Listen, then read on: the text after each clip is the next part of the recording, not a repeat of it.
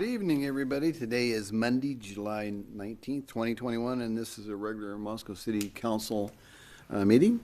Ann? Thank you, Mr. Mayor. I would like to invite everyone here tonight to stand and join us in the pledge. I pledge allegiance to the flag of the United States of America and to the republic for which it stands, one nation, under God, indivisible, with liberty and justice for all. Thank you, Ann. Okay, our first order of business is the consent agenda. I would make a motion to approve the consent agenda as presented. I second.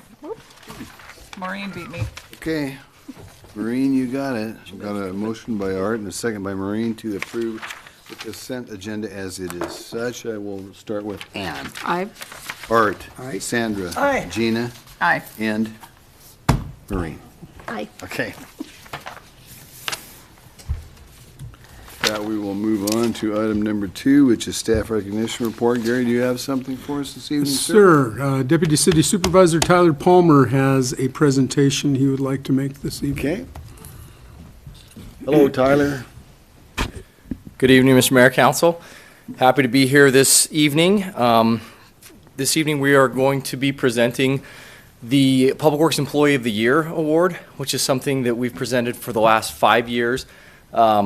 This is an award that we established in an effort to recognize a lot of the people who just kind of behind the scenes make things happen. We all enjoy a pretty nice quality of life in this country, and that is largely due to people who are kind of invisible to most people. People who every day go out and really work hard in order to provide basic services that touch every single resident's life in the city. And that is the case with our public works staff. And so with our Public Works Employee of the Year Award, we really try and recognize some of those unsung heroes, the people who just day in and day out come in and do their job, and they do it for the right reasons because they understand fundamentally how important it is that they do those jobs. They understand that they need to show up and do those jobs in order for us to have the quality of life that we have. I remember when I first got into Public Works, as a kid, I thought that the sewer was only a place Ninja Turtles lived, and I had no idea where the water came from or where it went to or anything that happened with it. But it's a pretty Herculean effort, and that effort largely falls to local government. It's one of the main charges that we have is to provide these life-sustaining services. And so our Employee of the Year this year, it's a peer-nominated process, which is something that is a real point of pride for the recipients because these are people that their peers nominate them and say, this is someone who I think is worthy of this recognition. And so, and then from there, all of the managers in the Public Works and Services group get together, review the nominations, and select the Employee of the Year based on just everybody's experience with this person. And so this year's Employee of the Year is Francisco Sanchez. And Francisco, you want to come up? I'm going to clap.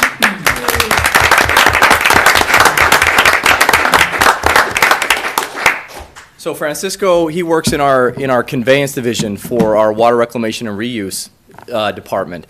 And so, we have almost 80 miles of pipe that Francisco helps make sure continue to flow and that we get this precious resource of water back to our water reclamation and reuse facility. And it may seem like a task that on the surface is not all that complicated, but it's a terribly complicated task. Francisco's charged with running the most expensive unit in the city fleet with the exception of a fire truck.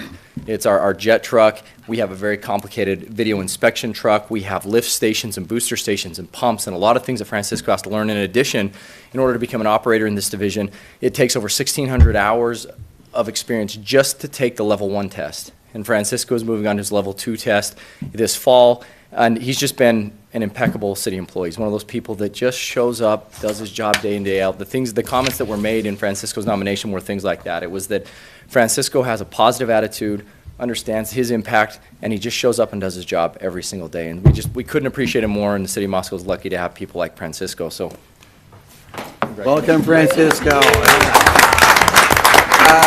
I don't have a whole lot to say, but I just want to say thank you to everyone who made this happen. Really means a lot. It's an honor to work for the community, for the public, and I know there was a lot of colleagues who were more than qualified for this award, so to be awarded with this really means a lot to me, so thank you. Francisco. Francisco, don't run off quite yet because, you know, I love these kind of awards and being voted as Employee of the Year by your peers. It is a big deal. And one of the things I love about guys like you and others out there is you just get the job done. You don't have necessarily a lot of flair and a lot of talk. You just make it happen. That's how I understand it. And we've got a number of people in our city that do that, and you are a great example of that, and we congratulate you for that. So, hey, a round of applause. Thank you.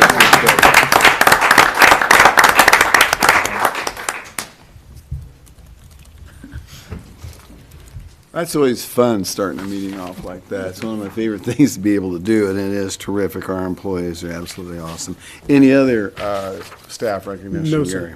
Okay, with that, we'll move on to item number 2, which is mayoral appointments, and I have one this evening for council's consideration, and it is Olivia Savula, and that is for fair and affordable housing. So, we have it in front of you. I move to approve the nomination of Olivia for the commission. Second. Okay, Sandra, you jumped right on that. Oh, Hannah. Okay, we have a motion by Art and a second by Sandra to vote in Olivia Savula to the Fair and Affordable Housing Commission. I'll start with Maureen. Aye. Gina. Aye. Sandra. Aye. Art. Aye. And Ann. Aye. Okay, very good. Olivia, you were with us this evening? I do not believe Olivia's with us. There's a childcare issue tonight, so. Oh, okay. One thing I will say about commissions is we love volunteers. We have a number of them in this city that we can all be very proud of. And actually, that's how I started out in the city on the planning and zoning, as being a member of that commission for 5 years before I moved on to other things. But anyway, our commission members, a big deal for us for the volunteerism and the care that they take for our community. So thank you very much out there. Okay, with that, I will move on to item number 4, public comment and mayor's response period, which we allow 15 minutes at every council meeting for those that would like to speak to us, as long as it isn't something on tonight's agenda or something in front of planning and zoning and or the Board of Adjustment. So if you'd like, please come up and give us your name and we will listen to you.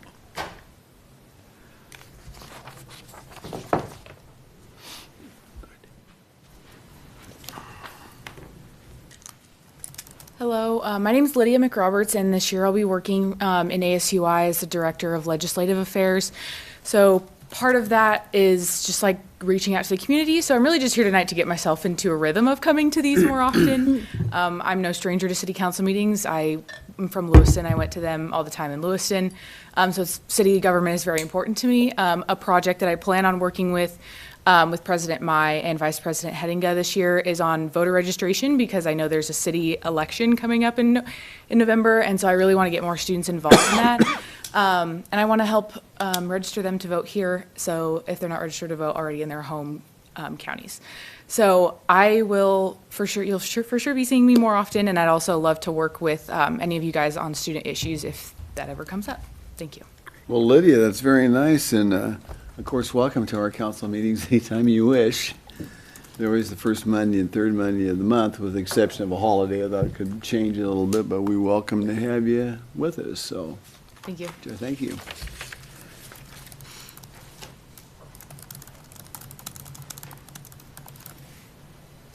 Are there others that would like to come up?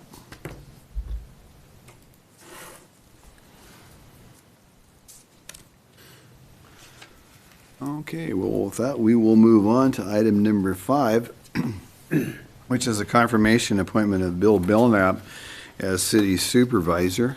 I have a little bio on Bill here that I'd like to read a little bit, and I'm forwarding Bill Nassalame as my appointee as Moscow's 3rd city supervisor to replace Gary Reedner, who has announced his January 7th, 2022 retirement from his position. As you know, Bill currently serves as the Moscow Deputy City Supervisor, Community Planning and Design, with responsibilities, administration of land use management, building construction, engineering services, and capital construction, and grant and economic development programs. Since 2015, Bill has also served as the Executive Director of the Moscow Urban Renewal Agency. Bill is also a proud graduate of Moscow High School and the University of Idaho, and has over 20 years of experience in local, county, and state government, with over 18 years here at the city. Prior to being named Deputy City Supervisor in 2019, Bill has also served as an Assistant City Supervisor, Community Development Director, and Assistant Community Development Director. Everyone on this bench has had the chance to work with Bill during their service as elected officials, and I think I can speak for each of us up here that he has done an exemplary job during his time with the city. He has both the experience and the knowledge to be an effective city supervisor, and I hope you will agree with me that his confirmation as city supervisor will help to ensure the continued success of our city and our community. I ask for your vote to confirm Bill Belknap as our next city supervisor, effective upon Gary Reedner's retirement on January 7th of 2022. Well, I'm heartily in agreement of everything you said there, and it's been great working with Bill for, 18 years. So really good stuff. So I would move that we confirm the appointment of Bill Belknap as city supervisor as of January 7th, 2022. Second. Wait, nobody fought me for that one? I felt bad about the last one, so I was gonna just hold my tongue.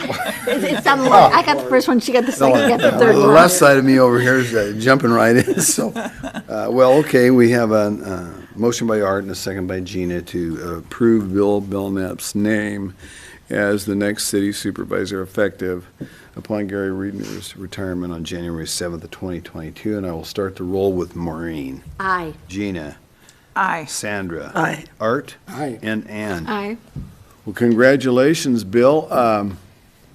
Now is your chance, sir, to say something to us in the community out here. Or run. Yeah, either one.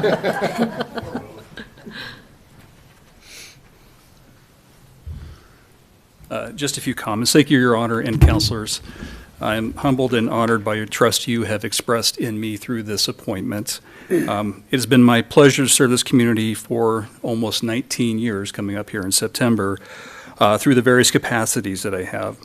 It's also been my distinct pleasure to work closely with Gary for most of those years. This moment is also bittersweet, knowing that Gary will be leaving the city for new adventures, and I will be accepting this new challenge. I'm excited for Gary and his new chapter in life, spending more time brewing beer, making sausage, and spending time with his family and friends.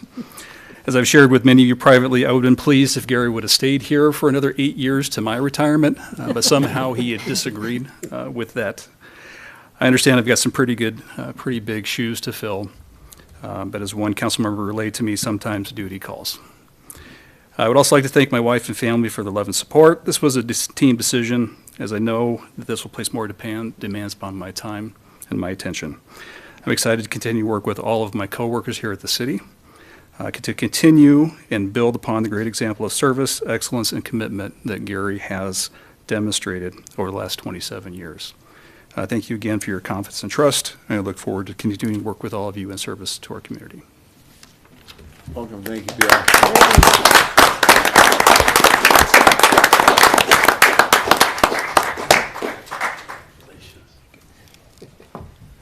Okay, well, with that, we will move on to item number 6, amendment to the city code to address management reorganization. We have Gary Reed there with us this evening, as well as Ian Batista.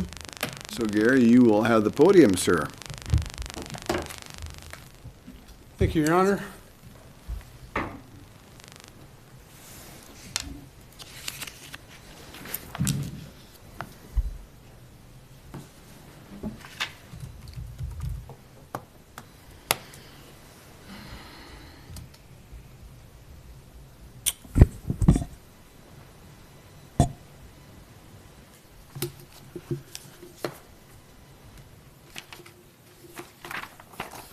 And just let me add my good wishes to your appointment of Bill as city supervisor. I don't think you could have made a better choice, and I think that the trajectory that the city has made in recent years is the success of the city, I think, is assured with his steady leadership. So anyway, thank you for that.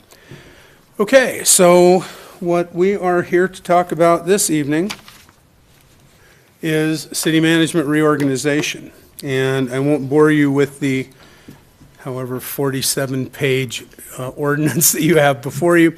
As you will recall, in 2019, we were charged, or I was charged with looking at city management and determining whether or not it was the most effective model.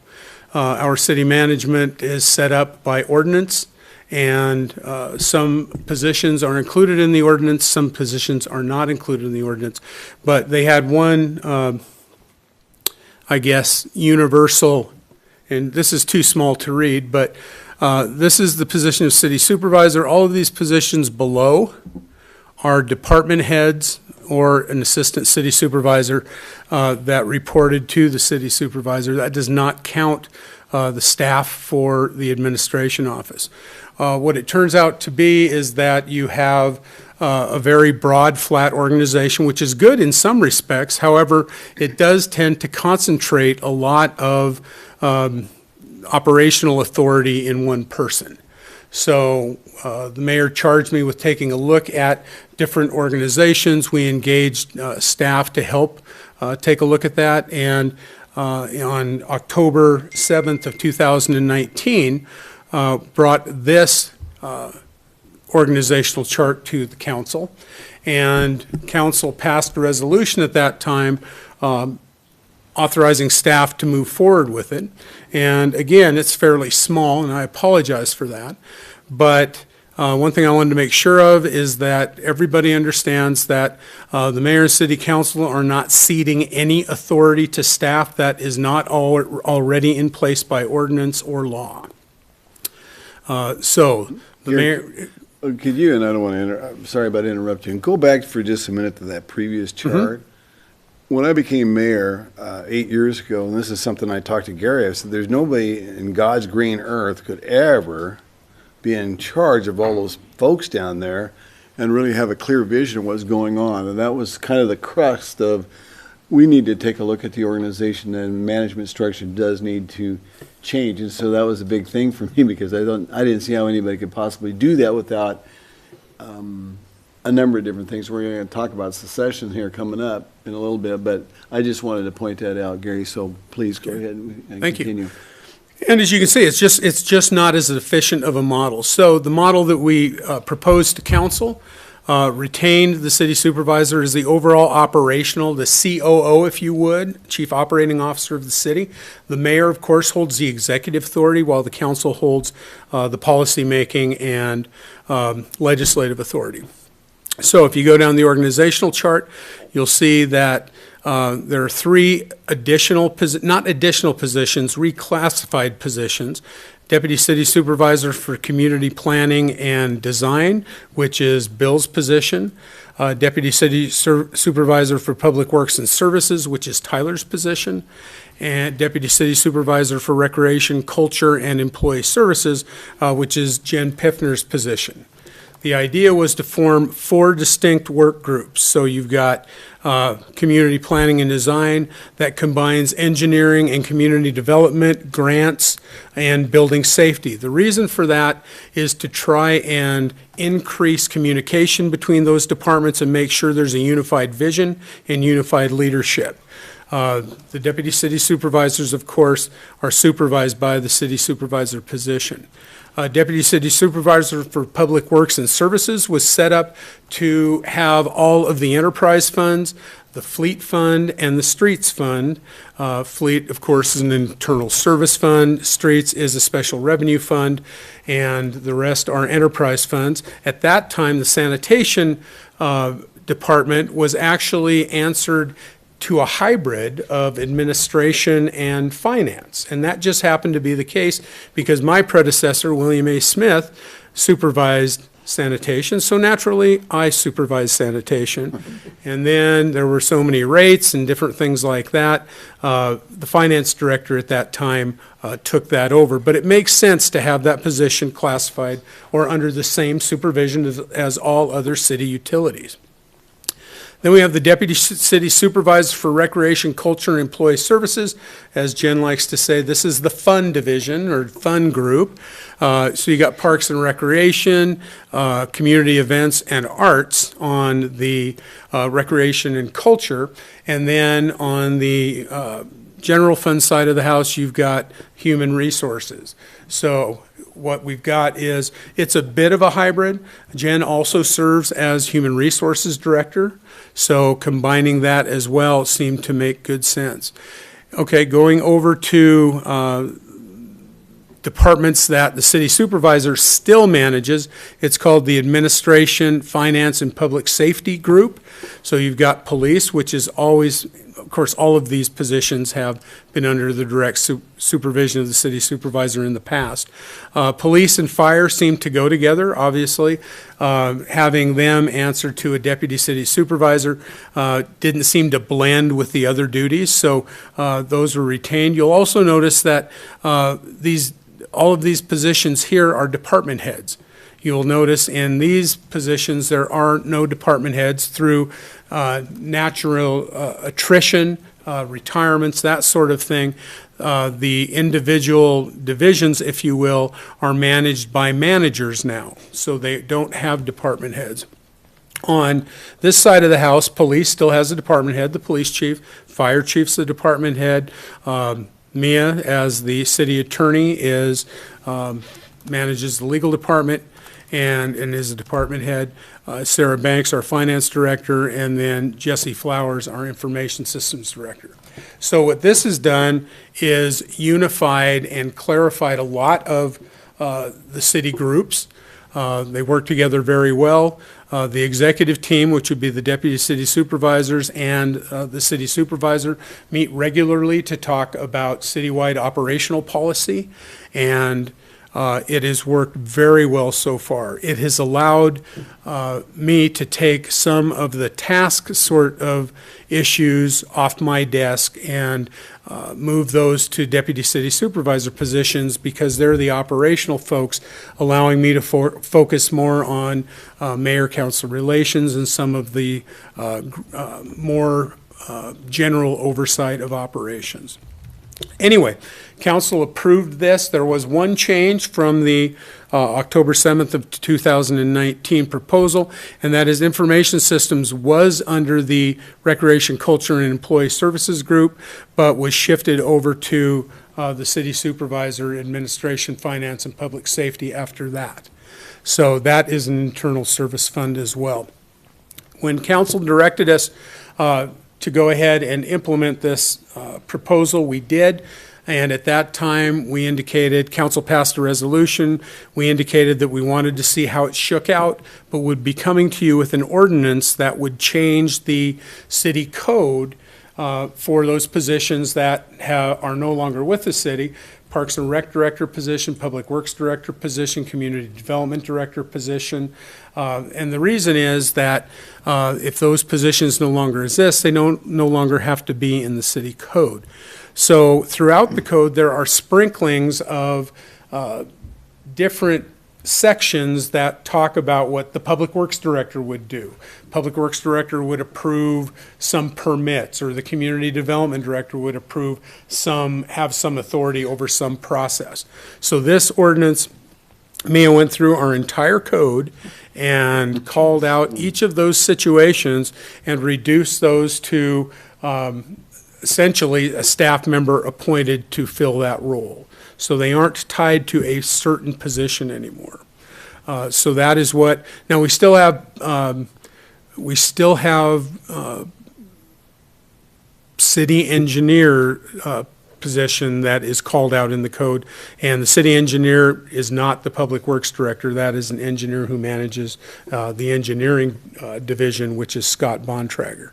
So the ones that were affected by this reorganization, this ordinance will address. You'll also notice that it creates those three positions. We've not expanded city staff. We've merely redesignated those positions as deputy city supervisor positions. But we have made them so that they are appointed by the mayor and confirmed by the city council. So the reason for that is Department heads were typically appointed by the mayor and confirmed by city council. City supervisors confirmed by, or appointed by the mayor, confirmed by city council. Having deputy city supervisors in between seemed that would be a decision that council, the mayor would want to have, be making. And second, the council would want to confirm those positions. So as there is, now that Bill has been appointed city supervisor as my successor, we will be conducting a search for the deputy city supervisor for community planning and design. That appointment, after the mayor makes it, will come to council for confirmation following the same process that we did today. So with that, I would certainly stand for any questions that you might have. Gary, before I turn it over to council, one of the things I wanted to say too, when we looked at that first organization, I talked about a little bit about succession of things. And that's within our organization, being able to develop and train folks that would be very interested in going up to more management roles or management responsibilities within this organization. And what that does is you create an environment, just like we saw earlier tonight with Francisco, an employee of the year. We're always looking forward to these young, well, I shouldn't say just young men and women, but those that within our organization that can take those responsibilities on and move forward. I just thought this made it a little bit more simplistic, where we could find people within our own staff that could take some of these positions. And getting somebody like Bill Belknap as their city director, supervisor, he knows how the whole city works and how this operation works this way. And that makes it for more of a smoother transition as we make these changes. And we can keep our city more, in my view, more refined that way. With that, I'll ask council questions for I have Gary. one question for Sandra. Gary. Gary, I know we've talked about this for a long time, and it's something you've been working on very diligently. Have there been any glitches that came up in this that you had to work through that surprised you? Not particularly. As I said, information systems was one of those things that provides services to every department in the city. Anybody who has a phone or a computer is going to use information systems services. So that was the only one that we were searching for a place to put that, and it just seemed a better fit because it affected the entire city, all the city employees, as well as the elected officials. Other than that, no, I think it took a little bit of getting used to. You know, we don't have a public works director anymore. What's going to happen with the engineers and that sort of thing? And I think it really helped to, and it's been several years since the community development director, the public works director were working together a lot more collaboratively. So it seemed like a natural, and it's worked out very well. Yeah, I don't know that I've seen any glitches per se. It's just kind of like when you get braces, you don't chew like the way you used to, so you're just getting used to it. But it's, I can tell you, from my perspective, it has worked very well. I'm seeing greater efficiencies in these groups and in these divisions. And the deputy city supervisors are given quite a bit of autonomy to run their division or run their groups as is the most efficient under just the unified leadership of the city supervisor implementing the policies of the council. So it's worked very well so far. Thank you. I'll go with Gina, and then I'll go to you, Maureen. Gina? Sorry. So what is the process for the replacing Bill? We will do a search. We'll do a search just like we do for other positions, and interested folks who meet the minimum requirements can apply. Yeah. And then we will, I could invite Jen up here. She will tell you chapter and verse exactly how it will occur. No, that's fine. Actually, a follow-up question on that is, are we having an internal search or an internal and external question. search? I think that was the question. We're working on that now, but quite likely we will do an external search. Okay. That's been the preliminary discussions. However, if there is somebody within the organization Right. that meets those qualifications, of course, Right. the person will be taking a look at. Maureen? I mean, they can apply. The question is just how broadly you're opening the search for it. Certainly. Ann? I had just some comments. I think we're already reaping the benefits of this restructure, and I think you can see that in your succession, right? I think we set ourselves up really well for that transition and creating a clear candidate pool and potential line. And then also, I was pleasantly surprised after our committee discussion last week to see commissions on here, as well as the council and the mayor, because I think they're a really important part of the city, so I like seeing them recognized. And unless anybody had anything else, I would like to make a motion. Okay. I move that we approve the ordinance under suspension of the rules requiring 3 complete and separate readings, and that it be read by title and published by summary. Second. Okay, further discussion? Okay, I will call for the roll here in just one moment. Ann made a motion, and Sandra seconded that motion to approve the ordinance under the suspension of the rules requiring 3 complete and separate readings, and it be read by title and published by summary. I will start the roll with Maureen, Aye. Gina, Aye. Sandra, Aye. Art, Aye. and Ann. Aye. Okay, thank you very much. We have an ordinance number on this one. 9. Before I read this ordinance 2021-09, I just want to make a comment about the terrific work that me and Batista did on this, because this involved 8 different chapters. It was pretty intense, and I read through it, so thank you for your very good work on that. Thank you. Mia. Okay, ordinance number 2021-09, an ordinance of the City of Moscow, Idaho, a municipal corporation of the State of Idaho, providing for the amendment of Moscow City Code Title 1, Chapter 1, Title 2, Chapters 3, 9, 11, 12, 13, Title 3, Chapters 11 and 14, Title 4, Chapters 1, 3, 5, and 7, Titles 5, Chapter 1, 3, 11, 12, 13, 15, 16, 17, and 18, Title 6, Chapters 1 and 2, Title 7, Chapters 9 and 11, and Title 10, Chapters 14 and 17, providing for the addition of Chapter 14 to Title 2, providing for the reorganization management model, providing that the provisions of this ordinance be deemed severable, and providing for this ordinance to be in full force and effect from the date of its passage, approval, and publication according to law. Thank you, Your Honor. You're very good. Very good. Thank you, Gary. With that, we will move on to item number 7. Which is recommendation to declare certain past due utility bills uncollectible and reinstate collection policies. And Gary Reedner has the podium with this one as well. Gary? Thank you, Your Honor. I have to apologize that Sarah is not here with me tonight. She had a prior engagement made some time ago that she couldn't really move, so I will try to answer as many questions of you as you've got. But we'll go through the PowerPoint presentation, I think, which will answer a lot of those questions. First, as background, in April of 2020, as you know, we were just starting down the COVID-19 pandemic path, and businesses were shutting down.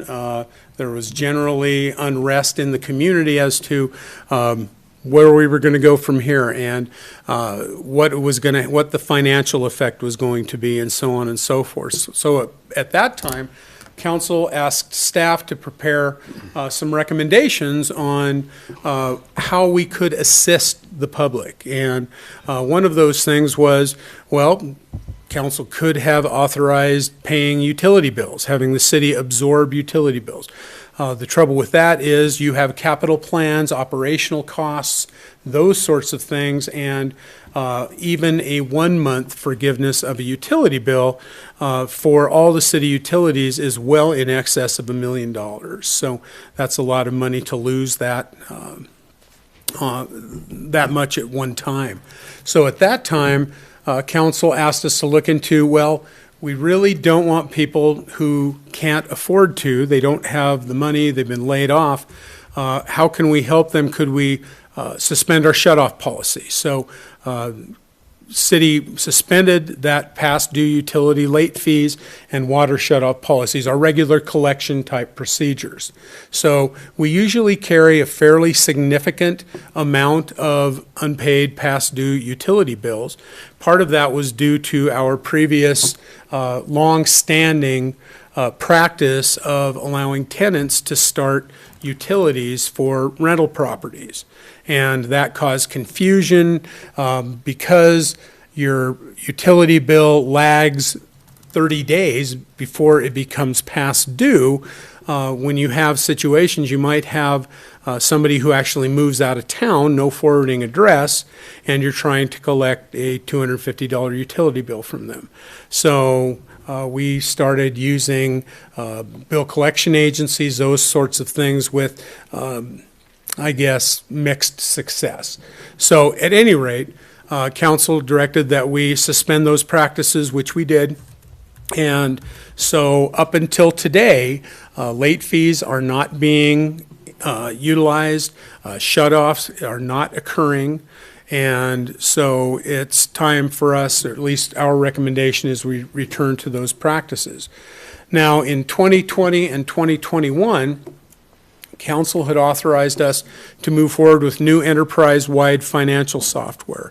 As you remember, we had Springbrook billing or financial software for the better part of 16 or 17 years, and frankly, it was not meeting the city's needs, at least as far as our finance department and other departments were concerned. So we sent out an RFQ, selected BS&A, and we implemented that new financial software.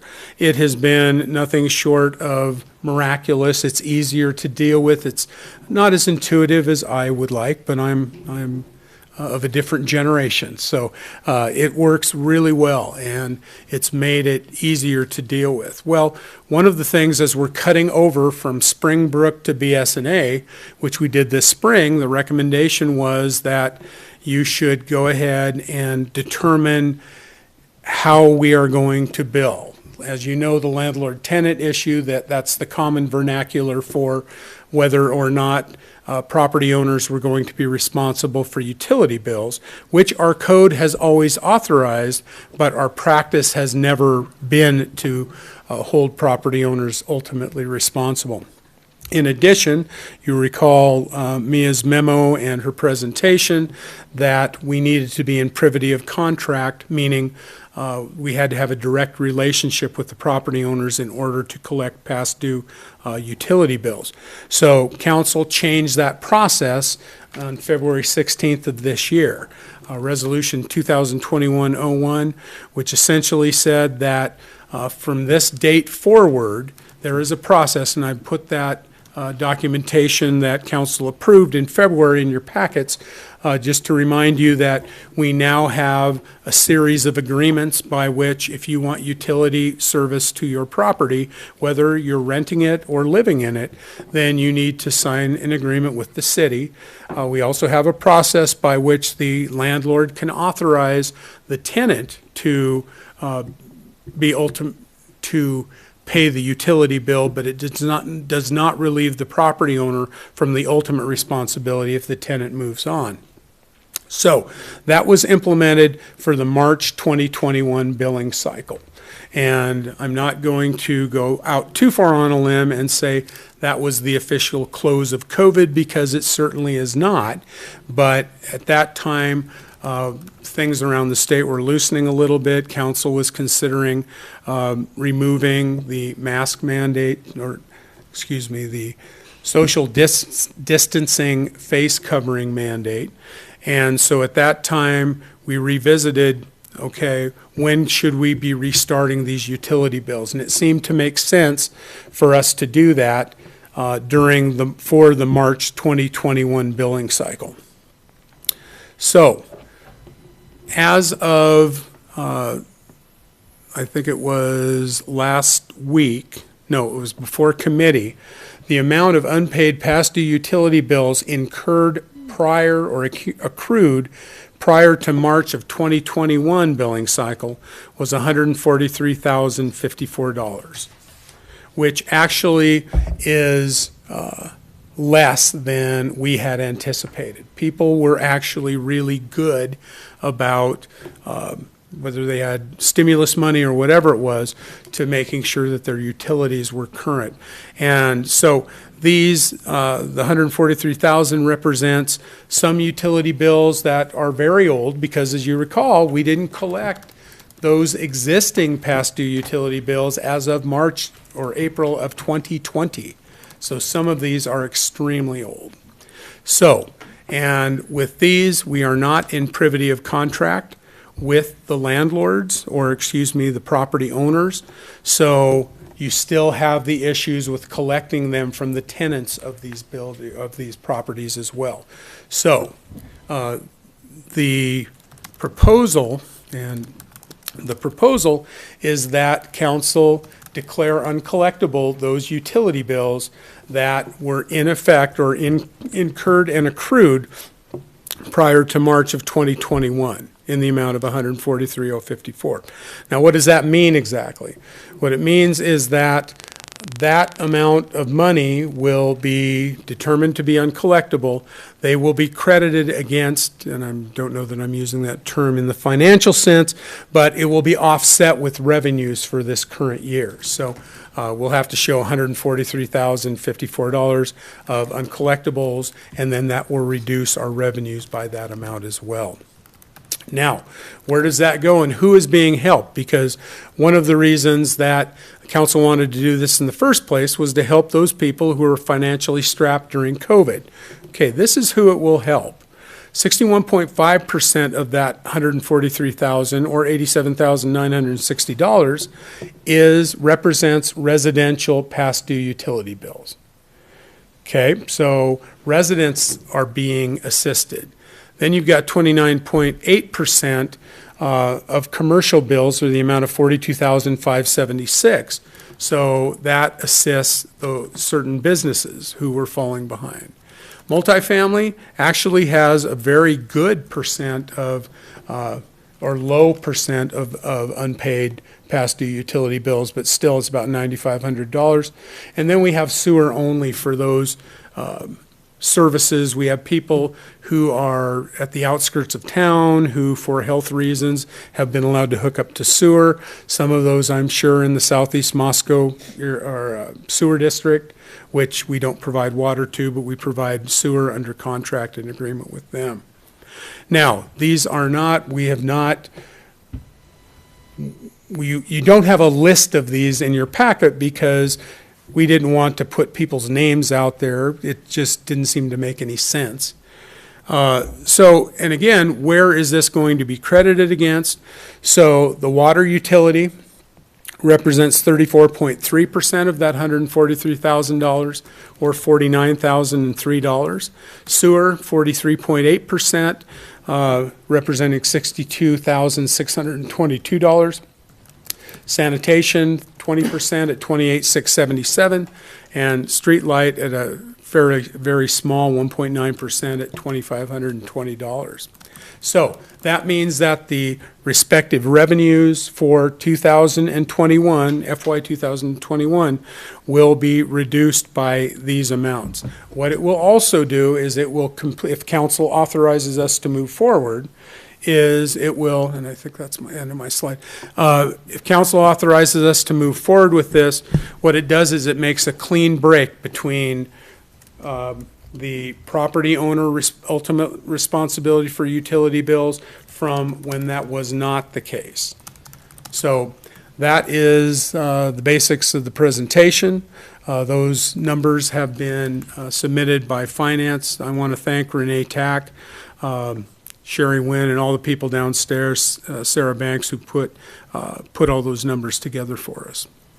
So with that, I will stand for any questions. Gary, before I ask council, this isn't a public hearing, but I do intend that if there's public out there who would like to make comments on this, I'd like to hear from our public. If there's anybody that would like to come up and speak, state your name, and I'll give you 3 minutes to let us know what you think.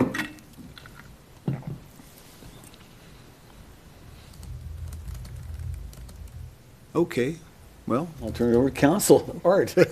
You didn't mention directly in your presentation, Gary, but the resolution also indicates that we return to the shutoffs and other issues associated with trying to collect. Yes, thank you for reminding me. Exactly. We have been following council's directive. We have not been engaging in those collection practices. So we need to get back to business sooner or later, and it doesn't do any good to let them build up again. So we'd like authority to go back to our regular billing or collection practices. Maureen, did you have a question? No. I just want to say that I'm in favor of it, in part because I think it helps people who really suffered during the pandemic time. And in addition to that, I think that the amount of time it would take city staff to try and collect this money from individuals who we no longer have information on would be ridiculous, and it would just be a waste of city time. And so I think that it's prudent on both levels in terms of helping people and also just the only fiscally responsible way to try and move forward. Gina, and then I'll come to you, Sandra. I'm in favor of this too. I think Maureen said it very well. Do we have an idea of how many residents this helped?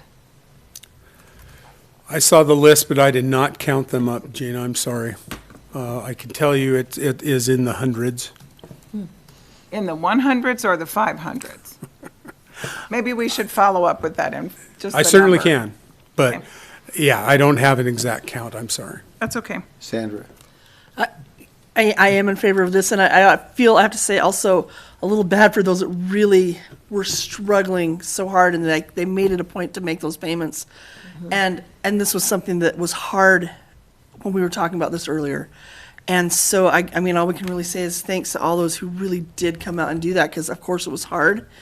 And if it weren't for the amount of money it would take to fish out all of these collections and still probably lose a lot of money on it, I wouldn't want to do it, but I feel like this is the best way to make a clean break with how we go forward. But it was a very hard thing to let go of, because some people went out of their way and struggled to make those payments, and that needs to be recognized, if nothing else. I wish we could do more, but at least do that. Yeah. Agree. Yeah, I had a related question to Gina's. I had some granular questions that I was hoping to ask in advance of tonight and didn't have time. So who's the best staff person to direct those to look at, for instance, a breakdown of, in those single-family homes, renters versus homeowners, if that's available to us? I'll pass that on to finance. Yeah. Sarah can do that, or have Renee do that. This might be a question for them, but I'll ask it just in case you do know. So what's the breakdown of incredibly old versus those that were incurred during COVID? Just as an even rough percentage? Again, I'd just Yeah. be shooting in the dark. Yeah. I can tell you that it was significantly less than we had anticipated, because at one time, we were batting around the number of $350,000, so people have caught up quite a bit. Go ahead. Yeah, thank you. I appreciated knowing that this would be offset by revenue for the current year, but I'm wondering if ARPA funds could also be used, because this could be considered as an expense incurred because of COVID, which also kind of speaks to that question of old versus COVID related. Yeah. You're not allowed to use CARES Act funds or ARPA funds, American Rescue Plan Act funds, to replace revenues for utilities. So CARES was specifically, can't use it for revenue replacement. ARPA says specifically you can't use it for lost revenues in utilities. So, no, there wouldn't be, we won't be backfilling this with CARES Act funds or ARPA funds. You know, Gary, maybe those questions are asked, you can have finance, Renee, or Certainly. Sarah, get that list of these questions out and send to everybody, including Sure. myself, counselors, on the breakdown to, I'm sure the city clerk will help me with that. I'm sure she will. Does that preclude us from being able to take a vote tonight? Art? I was going to say that I would, even pending the breakdown of the finances, I still think this is a beneficial, good, clean break, and starts to put things back on a normal heading as far as the city management of fees. So I would like to authorize declaring past due utility bills for billing periods prior to March 2021 billing cycle as uncollectible, as described in the memo. And also to return to the practices of assessing late fees and shut-off procedures to assist in the collection of past due utility bills. Okay, Art made that motion. Second. Further discussion. Maureen, did you have a question? Well, the question came before the motion came, Oh. and that was, it was a question of can we vote? Can we actually vote on this without those questions answered? And I think Art put his motion forward without having answers to those questions, and so now we're voting on it Yep. at this time. Okay, well, we have Ann? I just, I would support it either way, but I would just, in addition to the comments, questions, did have one comment, which is just that I think it's the right thing to do, and now is the right time to go back. And just that I feel good about the choice that we made, and I just wanted to say that again tonight. All right, very good, Ann. Okay, Art made a motion, Sandra seconded that motion to authorize declaring past due utility bills for billing periods prior to March 2021 billing cycle as uncollectible as described in the memo, and to return to practice of assessing late fees and shut-off procedures to assist in collection of past due utility bills. And I will start the roll with Ann. Aye. Art. Aye. Sandra. Aye. Gina. Provided we get the answers, aye. And Maureen. Aye. Okay. So that is done. Thank you very much. Thank you. Gary. With that, that is the end of our agenda, so we'll go right into reports. I'll start with you, Art. Yeah, Urban Renewal Agency met on July 15th last week, and the main point there was it looks like the agency will have sold 2 more of the lots out at Alturas, which brings things down to a more manageable level, and those funds will be returned to the taxing entities, primarily the county, school district, and city. There's also a reduction in price of one of the other lots that presents difficulties in building because of topography. So the URA moved to reduce the asking price for that one by 25% with hopes of selling that one and returning it to beneficial use by the rest of the community. The fire department met, and they are still working through their updates to their Lexipol program, which is a policy and procedures operating manual, codifying a lot of things in the fire department that have been uncodified for years. So they're working their way gradually through that, and also establishing quantifiable metrics for keeping in good status with the fire department. So if you're on a fire crew, you need to put in X number of hours of training, X number of hours on calls in order to remain current. So they're working their way through that and trying to get an exact framework for staying current with the fire department. Otherwise, they're doing pretty good. They seem to enjoy what they do, and last Monday was especially good because that was the day of the big fire out at the trailers on the south end of town, so everybody was quite a buzz about that. And also, we had the budget workshop last week, and the public hearing for the city budget will be coming up on August 2nd. So feel free to show up and comment on the budget. Copies are available, I believe, online. And you too can have the joys of wading through 487 or so pages of closely written numbers if you want to find out what's really going on with the city budget. Yeah, not to interrupt, I'm sorry. After the budget hearing, or excuse me, the budget workshop, we typically don't publish the budget for public consumption until we get the numbers from Latah County. We will be putting notice out by Thursday, I believe, that set for the public hearing itself. But we publish the numbers at that time. The numbers that will be in the first notice will be the numbers that were estimated in the budget that you were working off of in the workshop. Typically, by the time the second notice comes out, those numbers will be updated. We can finalize it and put it out for people to take a look at. Okay, thank you, Gary. Sorry about that. No problems, I was done anyway. Okay. Ann? As I'm reading, it's full of acronyms. I'm going to try and be good and say them all in full. So I wanted to thank Sandra, who I believe covered me for the Historic Preservation Commission I this think last it's week. next week. It's not that, wasn't this last week? I looked at the schedule and I was all excited, and then it was next week. I'm still happy to cover it. I will be there then. All right, that's what I was afraid of. That's good to know. It's been a very busy week. I was gone for a national conference of state legislatures, several-day presentation at my day job, designed to help ensure that states create fair and competitive maps in the redistricting process. So got a lot of that in my brain.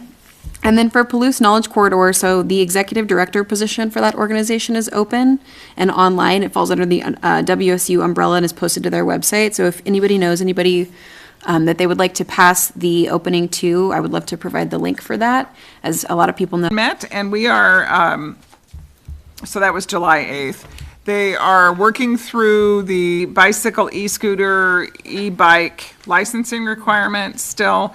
They are looking at shared mobility license agreement, and a term that we all will become very familiar with, geofencing. And that basically is areas that, are maybe speed controlled or where you cannot leave a e-bike or an e-scooter. And so it was interesting, and I tell you, this group is really impressive in that those questions, I would have never come up with some of their questions. They're also, and I am happy to be part of this, they're brought up a discussion again about an intra-city transit service between Pullman and Moscow. And we have had a very brief set of maybe 2 or 3 emails. It looks like maybe August 10th is when we are going to meet. I'm working with city staff because the room I had picked out, it looks like a disaster area. I was going to have one of those moments of needing one of my compatriots here to cover me for Palouse-based Aquifer Committee last Thursday when their normal meeting was, and it was canceled. So PBEC did not meet. I did, however, attend Capitol for a day that the governor does in Troy, and it was about 400 degrees in the room, but there were on average about 110 people all day long, wanting to hear what he had to say and asking really solid questions, and it was really cool. It was really a nice event, and I know Troy, as a community, appreciated it. The mayor didn't like that he had to talk in public, but he did a good job anyway, and Not this mayor, ladies and gentlemen. no, definitely not our mayor, Mayor Core in Troy. But it was just a super good day, and I got to learn where in the Lions Hall where all the chairs are hidden and how the tables get stacked correctly and how to run the kitchen. It was awesome. So it was a good day. Maureen? Nothing nearly as fun as that. Here we go. P&Z was canceled at my last meeting, so we didn't have that, and Human Rights Commission is this week, and so I have nothing to report this week. Okay. I have an airport terminal meeting tomorrow that I'll be at, and I've got an airport board meeting next week, so I really don't have any board meetings, but I do have a couple of announcements, and one is, Art had mentioned about the budget workshop last week, and he's absolutely correct, and we're looking forward to that public hearing on August 2nd, so that will be coming up. Put that on your calendars, folks. But in our community, we've got on Saturday, Rendezvous in the Park is returning. It's a one-day event this year, and it'll start at noon on Saturday, and it's kind of a fun thing because as we're coming out of the COVID things, we're getting back a little bit more onto things, which is very, very nice. And also, starting on Thursday, there will be a Cal Ripken regional tournament here in Moscow at our community ball fields. I'm really looking forward to that because there is 7 teams from 4 states that will be involved in this. Now, it's kind of downsized a little bit too because in this region you have Alberta, Canada, as well as British Columbia, which they're not sending anybody because of restrictions, as well as the state of Alaska, and they're not sending anybody as well. So it's kind of an interesting thing, but that should be a fun thing to showcase our play fields and our town, and so I'm really looking forward to that. That'll be kind of a fun thing. Is there any concern about smoke with that? Do they have anything in place is there a smoke amount that's too much and they cancel it? Well, that's a good question. I don't think we've gotten there yet, Sandra, but that'll be left up to those that. I didn't know if you knew a number. I have no idea. Absolutely none, other than it seems like the kids get through much better than us adults. Let's just leave it at that. So, Gary, do you have any reports tonight, sir? No report, sir. Okay, I would entertain a motion to adjourn. All in favor? Aye. Okay, we are adjourned at 7:59. Thank you, ladies and gentlemen.